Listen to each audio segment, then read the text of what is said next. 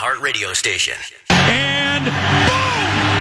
Why should anybody aspire to common man, an average man? Do you realize what it means to be average? That means you're the best of the lousiest, and the lousiest of the best. Now, if we demand more and more for producing less and less, while the have-not nations encourage and inspire and indeed require hard work and maximum effort, if we deify the common men while they encourage and reward the uncommon ones, well, the end result of such a lopsided race as that is too obvious to require elaboration. I mean, it's like, hello? Oh, boy.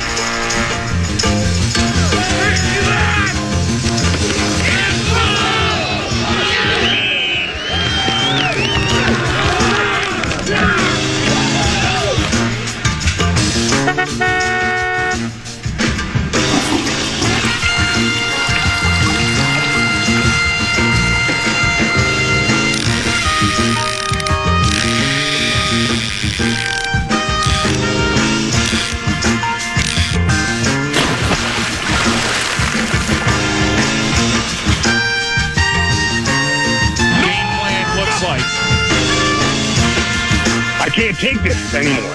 I'm pulling my tickets. Disease. I'm sick of it, man. I really am.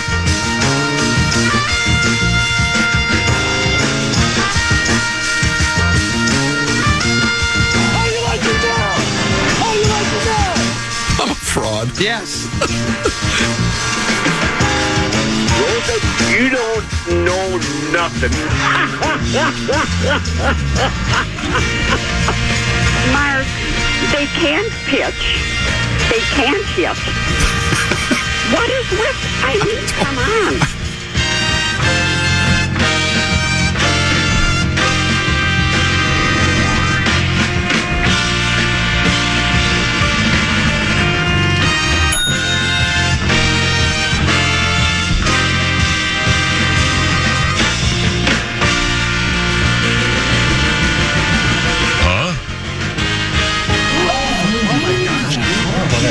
Above average at that. Brilliant! Excitement beginning to build. He's the clown from Brown. He's the fourth in the north. This is the common man, Dan Cole. A lot of us, a handful of, a couple of people, 13, 14 people on the edge of their seat for the beginning of the week, the Common Man program here on a Mail-In and Monday. I'm the Common Man, Dan Cole. The interim producer is out today. No explanation. Just a text that said, I can't make it in today. In his place, it's not Phil and Fuller. Phil and Fuller is somewhere, I believe, somewhere in South America. Might be Brazil, might be Argentina. Then again, he may have even gone as far south as Australia. That would leave Brett Blakemore in for the Common Man today. And Brett and I have a pretty good vibe. We should get along just fine today. Because he and I don't work together as often as I would like, and I'm not sure about Brett. He probably doesn't want to work with Common, but that's okay too. We need a lot of subject matter, and there's plenty of it out there. First of all, let's start out with, me as the official, unofficial ambassador in Minnesota golf. Brooks Koepka wins his fifth major, his third PGA championship, third time he's won in New York. Though really his thunder was stolen by Michael Block, the PGA professional who is now back to scoring scrambles and folding shirts. We can talk about that. Also, Twins coming off a very disappointing 6-game road trip where they go 2-4, and maybe the injury bug. And I was told that it was all the trainer's fault. That's why we fired our last certified athletic trainer, because that was the reason the Twins were suffering so many injuries. They had to have a fall guy, as Chris Carter said. So what did they do? They fired. Yet it looks like, and I don't think we've heard anything, and maybe you can look for me. Byron Buxton had a strained knee, and so very precautionary, I think he'll be out of the lineup. I think Polanco's out for 10 days, so that personal trainer is it time to find the new certified athletic trainer. I'm not sure what they need to do.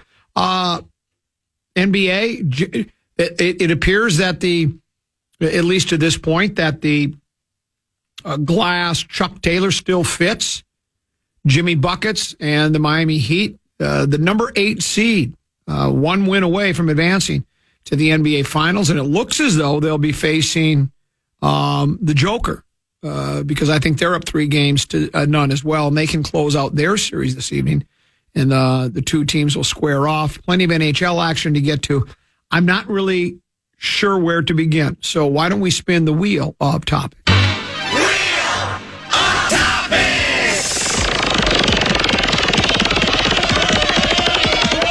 I'm hoping some NHL.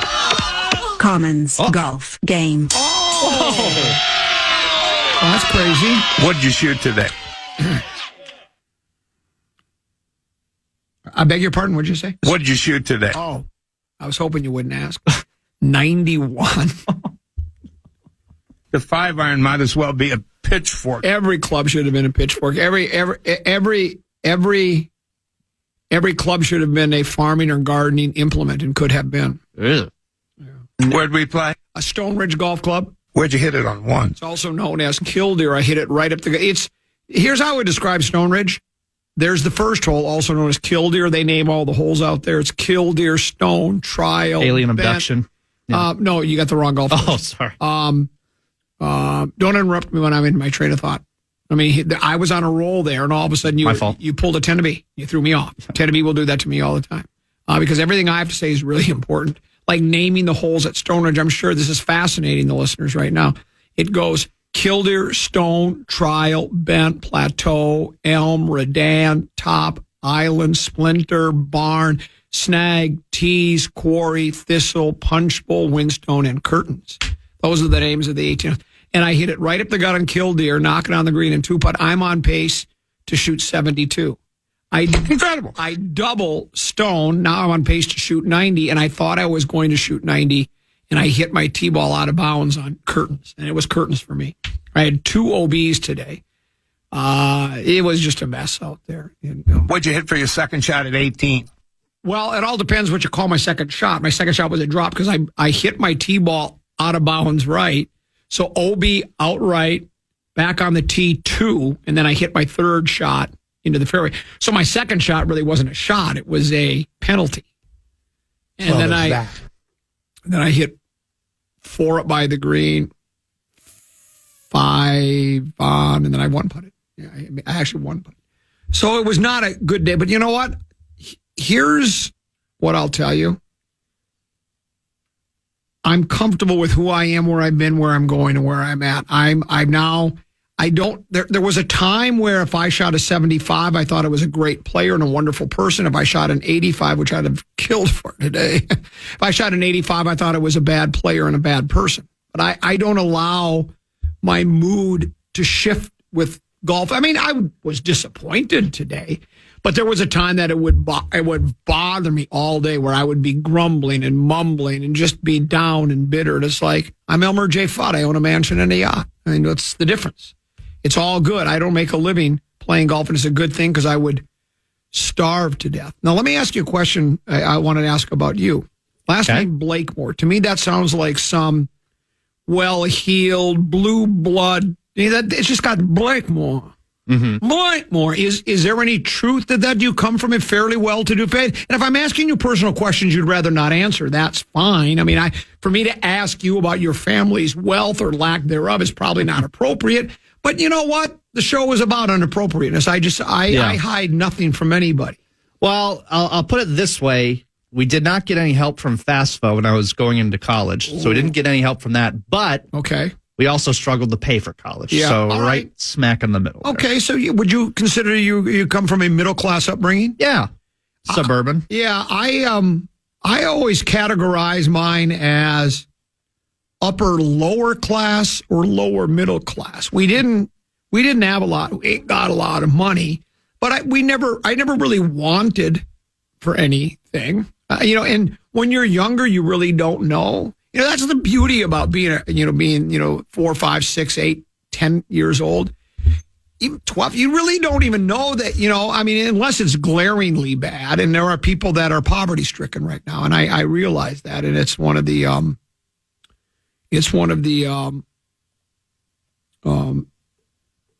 what's the word I'm looking for? Well, this is one of the sad parts of the world, right? That there are people that are in abject poverty. And, but even then I didn't know. I mean, I had shoes, I had clothes, I had something to eat, I had milk money. You know, my dad got me a baseball glove. It was the Stingray bike, right? This where my brother got a Stingray bike. It cost $100. It was the lemon peeler. And it was the coolest thing, man. It had the Stingray and it had the banana seat and it was it had an actual shock absorber in the front and the dual disc brakes and all that. $100. I pouted. My brother was 3 years older. I threw a fit. My dad said, okay, we'll get you one, right? And I feel bad, my wife, but that's what you do when you're a kid. I'm 8 years old. Why did my brother get a new bike and I didn't? It's because they cost a lot of money. I don't know how my old man came up with the dough, but he did. And then, of course, I mistreated it. Left it out in the rain and it got rusty and this. My dad used that as a lesson. He said, so you had me spend my hard-earned money. I'm paraphrasing. This isn't exactly what he said, but I spent my hard-earned money on this bicycle for you, and this is how you treated it. And, I didn't really learn a lesson because I think the next thing he bought for me, I beat the hell out of too. So I don't think I learned the lesson, but let that be a lesson to you. I think we'll get along just fine today, right? Yeah. Okay, so let's do this. Let's take a break.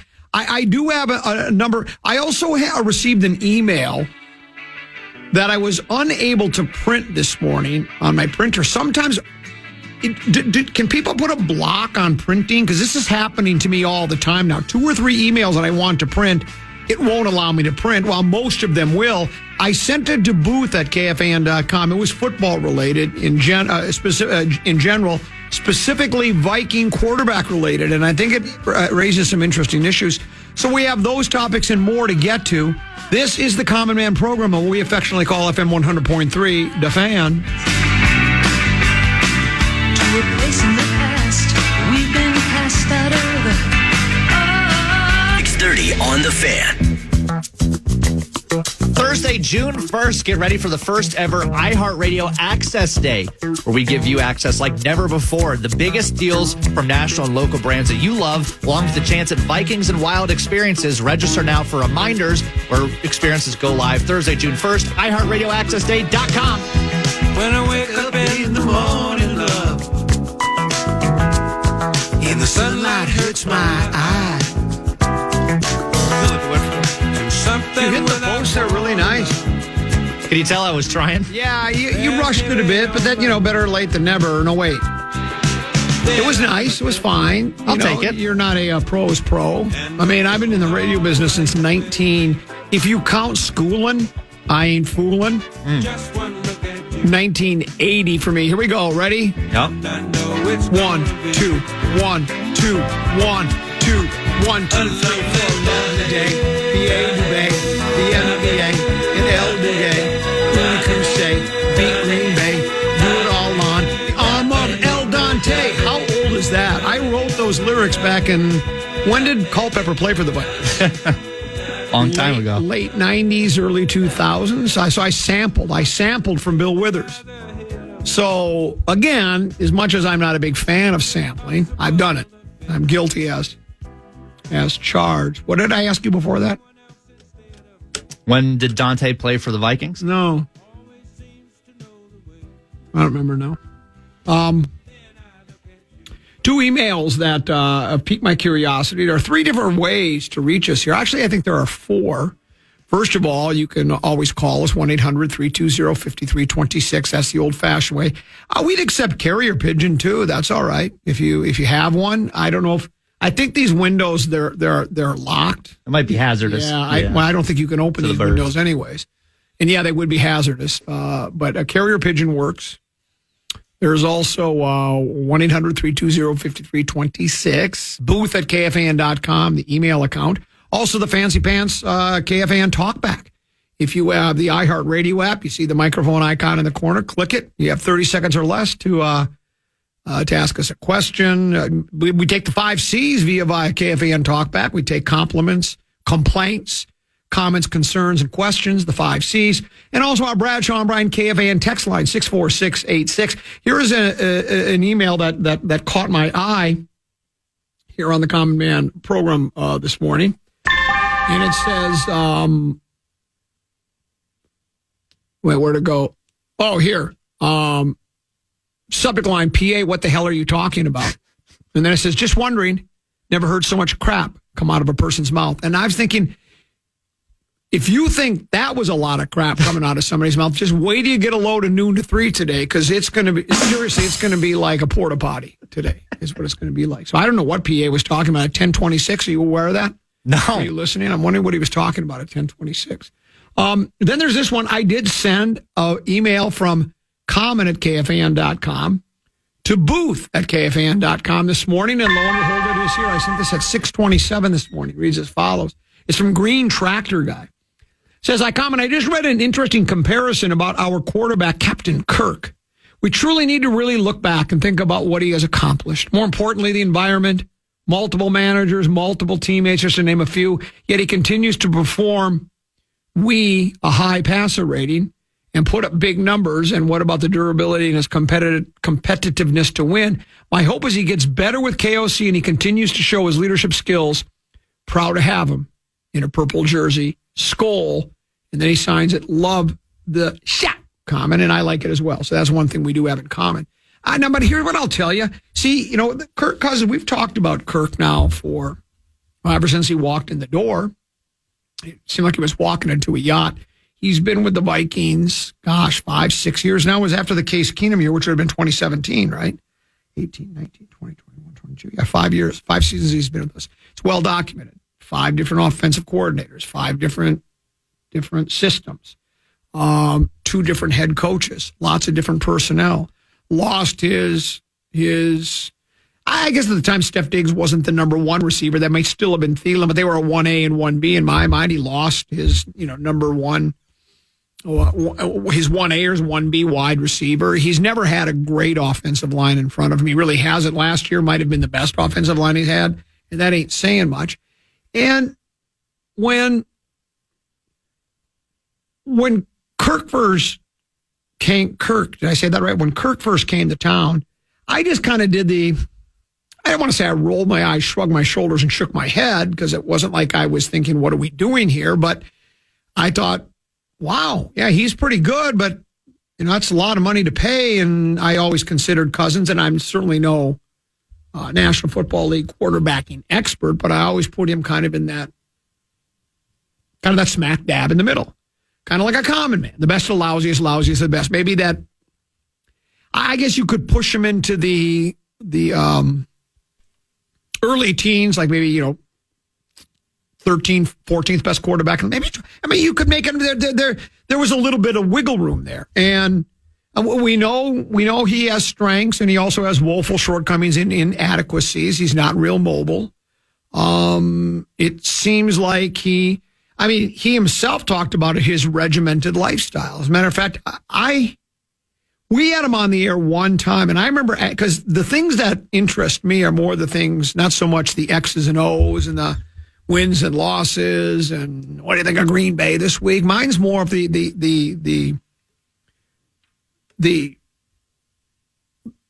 personality trait stuff. Like, for instance, if you'll remember, he actually plans his day on a 10-minute Excel energy spreadsheet, where every 10 minutes of his day is regimented. And there's nothing wrong with planning. I'm sort of kind of the polar opposite. I have, I shouldn't say that. I knew what time I was getting up today. Now that I'm as old as I am and I'm happy, it's funny. This is the first year, and it happened. I think it happened with all the snow I shoveled last year. I now have some lower back issues, no discs, just sore muscles. I have shoulder issues. I've got elbow issues. I got thumb issues. I've got all sorts of issues.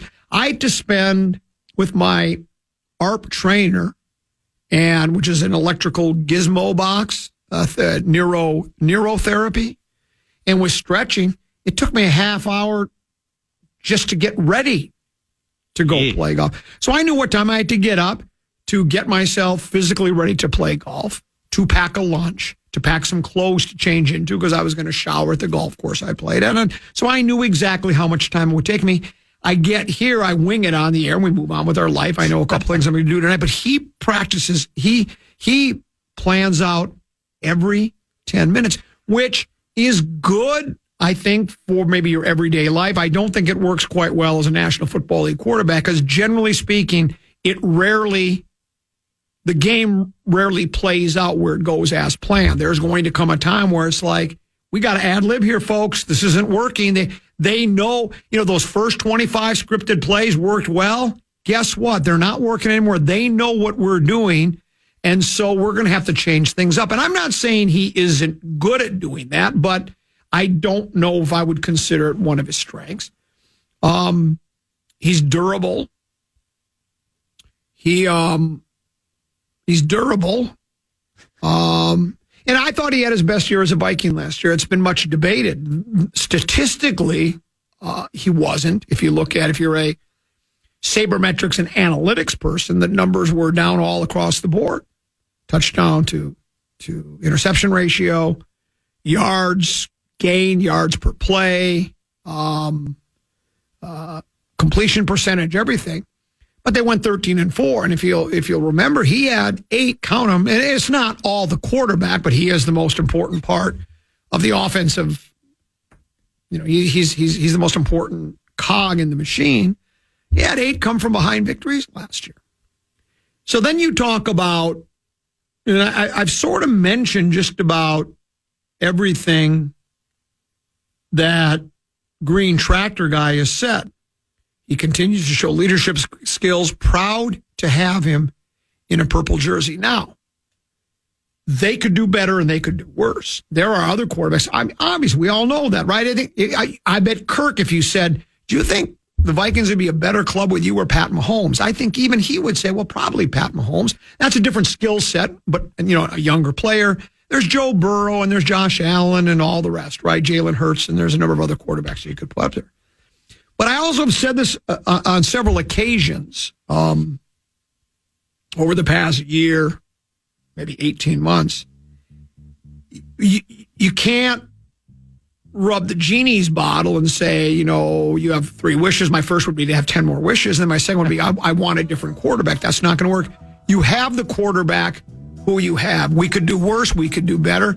I'm comfortable with him. And there's nothing we can do about it anyways. It's not like we can force a trade or go sign one of the aforementioned quarterbacks of the Mahomeses of the world. So I think we're okay. And maybe he will be better being under a offensive system for the second time where he doesn't have to learn a new one. I'm anxious. I think put it this way, I think there are bigger issues on this team than there is with the quarterback position, which is the first time. I shouldn't say it's the first time we've been able to say this under Cousins, because I've never thought Cousins was a poor quarterback. I just never knew how much I could really trust him. We'll break. We'll come back. We got more to get to. The Twins, I had a theory last week. Rosen dismissed it. He kind of rolled his eyes, shrugged his shoulders, and shook his head. I have proof positive over the weekend against the Angels. We'll talk about that. We'll also bring it up with Rosen as well. 5:34 at the top of the hour. And then, as I mentioned, Rosen in at right about 2 o'clock right here on The Fan.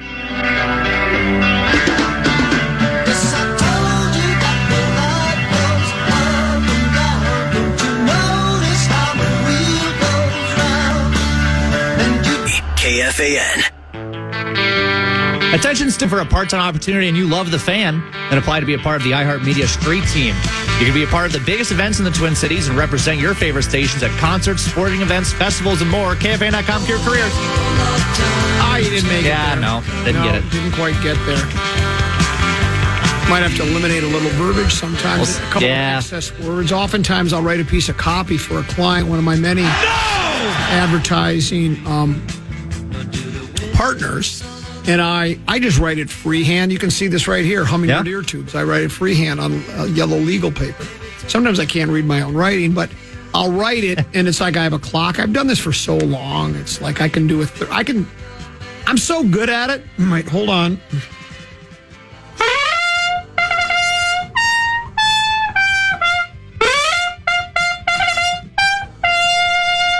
So good at it, I can do a 30 and 25. And I'll write the piece. That's an old radio joke. Thank you. Appreciate that. I've heard a couple of fake laughs out of you today, I think. None of them have been fake. You're sure? I promise They you. sound forced. Nope. You're kind of that. Excuse me. I just had something caught in my esophagus. So I'll write it and I'll go, that's 30 on the nut at a regular conversational pace. Then sometimes it's like, God, I'm going to have to align there or take out a couple of words or think of one word that could replace 3 or 4 words so you get it down to 30, right? I think the rule, it used to be the rule in radio was a 30 could be 28 to 32 and a 60 could be 58 to 62. Mm-hmm. And so, and the same goes for talking up a ramp. Have you done any disc jockey work in your life? Okay, yeah, that's probably part of your problem. Yeah. You could probably catch on here. I bet they'd give you a shift. No, it doesn't interest you? I'm pretty happy where I'm at right now. Well, yeah, but see, now there you go. Now what if they said, hey, we'd like you to do a disc jockey shift? A disc jockey shift as well. Would you say you're pretty happy with it? Or would you say, yes, sir, 3 bags full. I'll do whatever you want, no matter what time of the day it is. See, the more,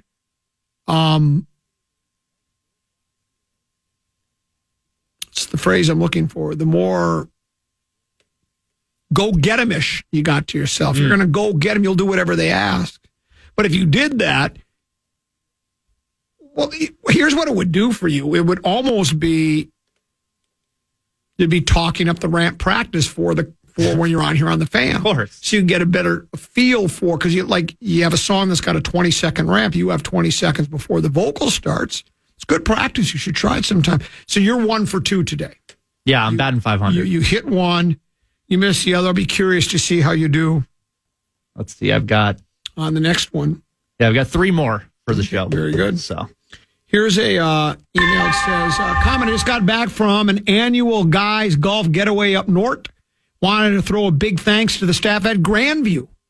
Courses were fantastic, and we didn't chew them up that much with our mediocre play, signed Pilot guy. I thank you for that, and so does Grandview. They're one of my many broadcast or advertising partners. As a matter of fact, I'll be making my I call it Camp Richard. Because are you aware that the United States, the President of the United States, POTUS, has a retreat called Camp David? Yeah. Named after David Eisenhower. Uh-huh. So Camp David, I call Grandview my Camp Richard. And so, because I'm a Richard, and I go up there, I'll be returning there this weekend. We're doing our annual family Memorial Day trip. I'll be broadcasting live from there, tee to green, Saturday. Flourish. That's 10 to noon.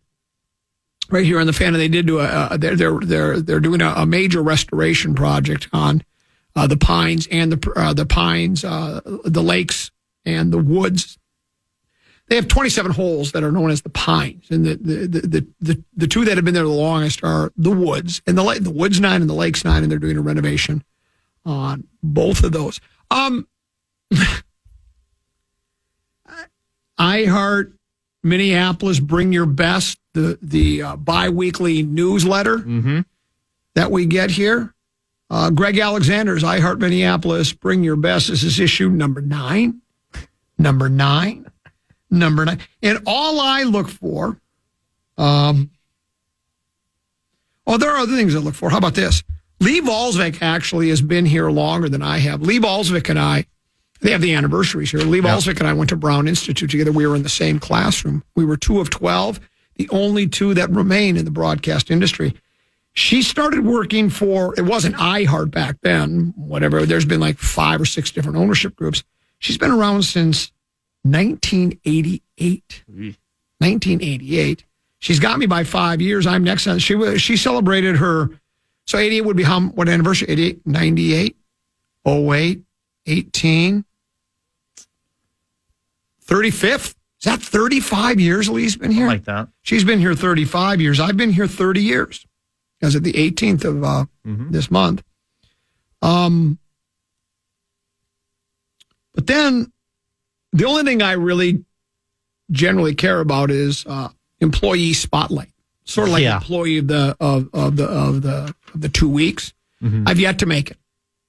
You and me both. You have not made it either. No. Trust me, you'll get there before I do. 10 and B is not made there either yet. This is how sad it's gotten. It's not even an employee this 2-week period. It's actually an event. Oh. The KDWB Star Party. Oh, boy. KDWB Star Party made a triumphant return after a hiatus since 2019. with a stellar lineup and an incredible turnout. Flo Rida energized the crowd for 50 minutes beyond his scheduled performance. He went above and beyond the call of duty. Maybe that's part of my problem. I do 3 and I only flee. go to 3. I do 3 and I flee. That's a fake laugh. No, that was a real. I'm serious. Maybe my laugh just sounds fake. Back in the disc jockey days, we used to say, because the shift back in the day was only a 4-hour shift, we'd say 4 in the door. 4 and the door. Then if we're lucky enough to have a 3-hour shift, you'd say 3 and I flee. And then it's 2. I don't know what we said. 2 and I'm through. I don't know. 2 and I'm through would work fine. Yeah. 1 and I'm done. Any less than that, you're on the unemployment line. Think about Flo Rida went 50 minutes beyond his scheduled performance. You've got to be kidding me. Kudos to programming, promotions, and the street team for bringing back the unforgettable Star Party experience. No one will soon forget that night. Well, except those that had a couple 13, 14 too many. They don't even remember it now. So it's not necessarily, it's not unforgettable. They'll never remember it. So, boy, look at that crowd and look at all the KDWB personnel. Wow, what a night. Oh, what a night. Late December back in 63. What a very special time for me. Well, maybe next I Heart Minneapolis Bring Your Best newsletter, in-house newsletter, I'll get to that employee spotlight, though I'm not holding my breath. I told Rosen last week, I said, you want to simplify it? See, I have the esoteric approach. He has the conventional wisdom approach. And there's nothing wrong with the conventional wisdom. It's like you go with the flow with what most people think, what's happened in the past. You rely on past performance to predict future past performance, future results or whatever.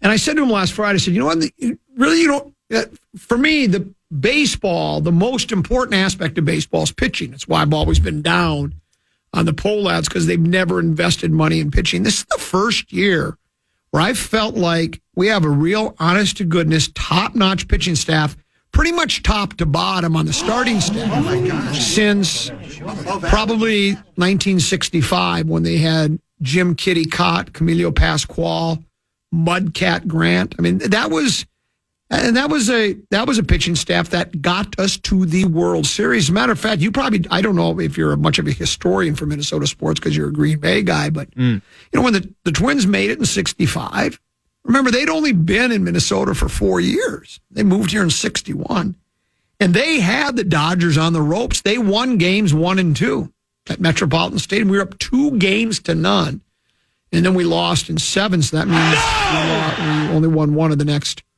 5, and we beat Koufax game 2. He took game 1 off because of Yom Kippur. So we faced Drysdale game 1, beat him. Faced Drysdale game 2, beat him, and then we ended up losing in 7 games. That's where I know you know this. That's where that famous Mark Rosen photograph, of course, where he was in the crowd as an 11-year-old at Metropolitan. It's famous. Of course, that's what he's told us. He said it's a famous photograph. It's sort of like that. I would compare it to. It's probably as famous as the photograph of the Hindenburg blowing up. Same thing. You remember that the photograph of when they're putting the flag up on Iwo Jima? Yeah, just as famous as that. Have you ever seen when World War II ended, where they have the sailor kissing his gal in Times Square? In Times Square, yeah, it's as famous as that. That's as famous as the roller garden in St. Louis Park, according to Rosie. That's exactly right. You're laughing at yourself now. You've learned well. If the camera wasn't on here, they would see just a giant smile on my face the entire time. They would know it's not fake. So, maybe it sounds fake. I apologize. None other than the legendary Tom Kelly said, if you pitch and play defense, you give yourself a chance to win the ball game. And I've always believed that, even before TK said that. That's why pitching wins championships. Once you get to postseason play, the best teams there generally have the best pitching. They have good lineups too, but then the pitching usually rises to the top, and generally speaking, you have lower scoring games. So I've been very excited about this pitching staff. But I also told Rosen the biggest difference between teams and their pitching staff is the starting rotation is what's most important. It's nice to have a nice bullpen, but I told him, I said, do you realize that the men that man, I like that. The men that man the bullpen are failed starters for the most part. They're failed starters. When they were in Little League, you don't have relievers. You have starters. And then if one kid gets rocked, you bring in your starter number 2 and he comes in. And usually your starters in Little League are also your shortstops, right? And your skill position players, the best players. And I said, so it's like your bullpen, once you turn to the bullpen, you're taking your life in your hands, or maybe not your life, but whatever you've built up until then could implode immediately, and he dismissed that as pure poppycock. Here's your headline from Saturday's Fish Wrap, 1:11 in the morning. Phil Miller working hard. Twins lose to Angels 5-4 as California bullpen nightmare continues. It's been a nightmare visit to California for the Twins bullpen and the manager who depends upon them. But Rocco Baldelli made it clear Friday that he's not ready to give up on those who have disappointed him. The latest example, Griffin Jax, who turned a 1-run lead into a 5-4 loss, the third time this week that the Twins bullpen blew a late lead. Baldelli said of Jax, he's grinding a little bit right now, but we're going to grind along with him and help him get where he needs to be. Why? Because they got no choice. If they had a choice, they'd let him grind it out in St. Paul. But the guys in St. Paul aren't any better than the guys in Minneapolis, or they would be in Minneapolis and not in St. Paul. Now, some of them are just too young. They're new, and we have those contract stuffs we worry about, free agency eligibility and arbitration eligibility. The Twins weren't where they needed to be for much of Friday's loss. Suddenly the Twins had a 4-3 lead. It just goes through how the Twins got to a 4-3 lead. And then didn't last long. Jack struck out pinch hitter Matt something or other, but Nito singled. Mickey Moniak, the maniac, then lined an 0-2 pitch to the right field wall, and Trevor Larnach was slow to retrieve it. Pitching and defense. Not real good. He was slow to retrieve the ball. Had a little bit of trouble there. Just took his time, I guess, getting to the old baseball, allowing Nito to score from first base, and Moniak reached third with a triple. That play changed Baldelli's plans as well. Duran, the Twins' best reliever, was warming up, but the manager said it was only in case Ohtani came to the plate while the Twins still had that 1-run lead. Baldelli said, we weren't going to use him in a tie game. Once we lost the lead, we're not going to bring Duran in and throw multiple innings. That backfired because Jax soldiered on, and when Taylor Ward hit a grounder to third base, Farmer threw him out at the plate. Jax walked Ohtani, but then made the night's biggest mistake. He was ahead of Hunter Renfroe on an 0-2 pitch. He left a sweeper outside where the cleanup hitter could reach it. How about sweeper and cleanup? All in the same sentence. I like that. Renfroe slapped it into left field, and the Twins trailed for good. Baldelli said, that didn't work out exactly the way we wanted it to, of course, but he's a key member of our pen, and we're going to lean on him still at times, even though he's not throwing the ball as well as he can. Saying not, he's allowed 10 runs in his last 11 innings for an 8.18 ERA. If they had other options in St. Paul, they would use it. Now, are you wondering? I said, well, okay, so that happened once, Common. I mean, that's not going to happen all the time. Well, as you just heard, it's been happening a lot with the Twins, especially with Jax. And then you look at yesterday's game. Let's dial up yesterday's Twins game, shall we? You got to go long. You got to scroll a long way to get it.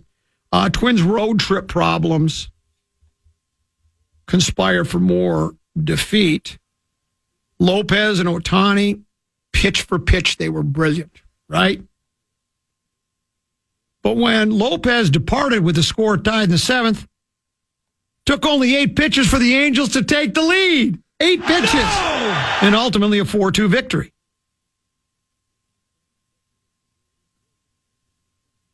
On Sunday, those pitches were thrown by Jorge and Pablo. We have 2 Lopezes on the team. Mm-hmm. Pablo's the really good one. He's the starter. Jorge, not as much.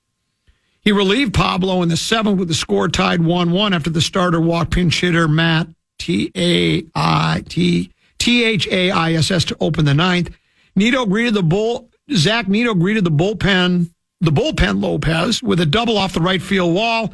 Mickey Moniak followed with a double off the center field wall, scoring both runners.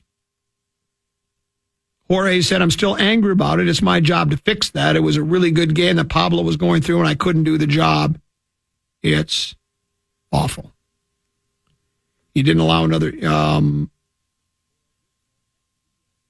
walk to Tice, the last batter face, was the one that haunted him. Leadoff walks to the... And so, again...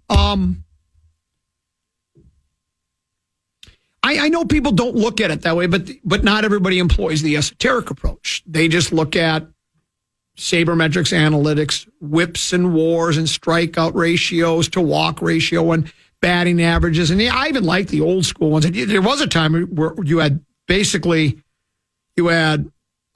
batting average, RBIs, and home runs. Those were the 3 stats you really watched for hitters. And in baseball, it was just innings pitched. It wasn't even so much innings, wins and losses. Back in the day, guys went the distance all the time. And I know baseball's changed and there's more money involved and you got to keep players healthy and give them load management and such like that. But and sometimes the bullpen does really well. There are times the bullpen comes in, 7th inning guy comes in, 1, 2, 3 inning, hands it over to 8th inning guy, 1, 2, 3 inning, hands it over to closer guy, 1, 2, 3, and you walk off of the winner, and it's just perfect. And that's my problem with the way Major League Baseball operates for the most part. They do that every time as if, well, it worked. I mean, that's the system we have in place. That's how we, in a perfect world, this is how we want it. 6-inning quality start, turn it over to 7th inning guy, 8th inning guy, 9th inning guy. Well, if that was perfect, you'd go 162-0. But it doesn't work that way. And why? Because generally speaking, your relievers aren't your best pitchers on your team. They're just not. They're failed starters. Not all. I think it's more specialized now where there's young guys coming up that are strictly probably relievers first. But still, they didn't start as a reliever in Pop Warner, Howard Pulley, Little League. They didn't. I'm sorry. They didn't. They didn't. Nobody started as a reliever. And so it's like, well, he's a good pitcher, but he's not a great pitcher. And those good pitchers end up being in the bullpen. And many of them close out games or do their thing. And that's with all teams too. So it's you need your starting pitcher. What you really need is your starting pitcher to at least get it a 6th or 7th inning and hope your offense gives you a big enough padded lead so that when your bullpen gives up 2 or 3 runs in the 7th, 8th, 9th, it's enough to hang on. You turn it over to the bullpen when it's 6-0 or 6-1 and the bullpen gives up 3 runs and you win 6-4. Right? That's what you have to hope for because your bullpen more times than not is good, especially when they're used with such frequency. The starters only used once every 5 days, right? Relievers can be used. Now, they don't like to use them, I think, 3-4 days in a row, but Griffin Jacks, he could pitch, I don't know, are the Twins playing tonight? Are they back in action? I believe they're back home. Yeah, okay, they're back home. I just didn't know if this was it. Okay, so San Francisco. He could pitch tonight against San Francisco. Heaven forbid, the way he's been pitching. But he pitches tonight. They might need him again tomorrow. Because how many pitchers are on the staff? Is it 13 pitchers on the staff? Or is it 12? There's a 26-man roster nowadays, right? Mm-hmm. They do 13 pitchers at the most. So you got 5 starters, got 8 bullpen guys to choose from, man. And if 2 or 3 of them are struggling, that bullpen's in trouble, right? And that's going to happen with most Major League. What do you hear every manager say at the start of, well, we want to see a lot of pitchers and get into their bullpen? Yeah. That's the bit. That's it. You want to get into the bullpen. You're let me give you one of these. Brilliant. Thank you. You have been awarded more brilliant stickers in 1 hour than Tennessee usually gets in a couple of weeks now. He's trying. He just doesn't add as much. I think he's burned out. Well, it's not hockey season. Man, I think he's burned out on the common man. I think everybody here at the radio station is burned out on me. People don't talk to me as much anymore. Even my kids are, Dew still is amused by me. Baby brother Peter is not amused by me at all. I'll do everything I can to try to get him to laugh about something, and he just doesn't crack a smile. And I basically said, your dad's just not that funny anymore. As he goes, no! And he still loves me, and I love him too. I'm playing golf with him today. Oh, really? Him and two of his buddies, we're going to go play. We're going to go. Where'd we play? We're going to play the Wick. So we'll go out and we'll knock it around tonight. And then we're going to play up in Brainerd as well when we're up there for Memorial Day weekend. But, he doesn't laugh as much as he used to. And I think it's because he doesn't have a good sense of humor. Because I got to think that pretty much everything I say is fine. Why don't you hit that bumper music? Thank you. Ooh. Some Crosby, Stills, and Nash. Mm-hmm. Wooden ships. Yeah. Oh, think it ain't. Speaking of wooden ships, the 10 of Fitzgerald will set sail Friday. I'm out. He'll be here at 12 noon on Friday. Tomorrow, it's Program Password.